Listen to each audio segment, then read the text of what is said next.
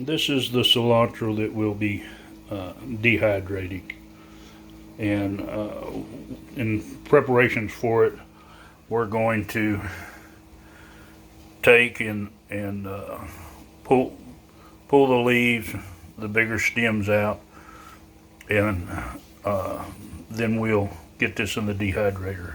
All the stems are removed. You could dehydrate the stems. I just want to concentrate more on the leaves.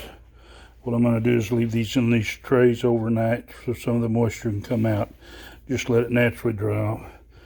But whenever we get finished, let's say we'll have plenty of dried cilantro for those times when we don't have some fresh around.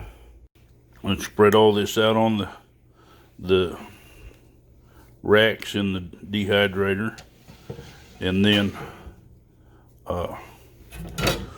we're going to take and turn this on.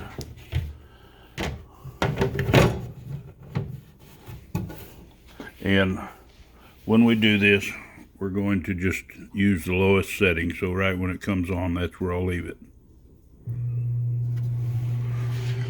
And then I'll let this go, and it'll take several hours, but I'll wait until it's completely dry, and then I'll go ahead and bottle it up, and if I have quite a bit, I'll vacuum pack the bottle so it'll have a whole lot fresher seal and stay longer. Once you get all your cilantro or whatever herb it is that you're going to dehydrate, and this is packed in here fairly tight, so there's quite a bit in here, but if you're not going to use it right away, you're going to keep it for a while, best thing is to vacuum seal it. Now most of your vacuum packers have a place where you can attach. Now this is from one of our older ones that we had, but you can actually get a jar vacuumer. It just, the hose hooks into it, you put it on top of the jar, just push it down there firm, and then you hit the start. Now because the way that this one here attaches, it won't ever pull down the vacuum sensor on there, because it's actually reading from this other hole with this open. But I can tell when it changes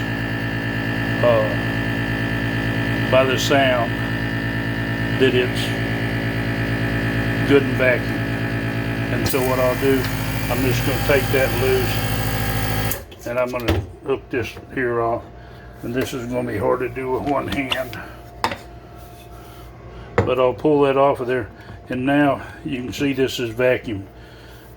Now after you do that, I recommend putting a ring on it and putting it down snug, because what that's going to do is it's going to ensure that this seals. Now when you're doing canning, you don't want to tighten it down real snug, because you want to be able to pressure out, and then you don't want to tighten it down anymore afterwards, because it's possible that you're going to flex the lid or something and change the seal on it while it's hot like that, or actually pinch down through the rubber. So this isn't hot, it's cool. So what I'll do, I'll just tighten this down. But anyway, that's all it is to it, and you have your herb ready for when you want, and it'll stay on the shelf for a super long time. I hope this video has helped you, and if you like it, hit that thumbs up. Be sure to share it with your friends. If you're not subscribed, go ahead and hit that subscribe button and the bell so you'll be notified when the next video comes out. Happy gardening.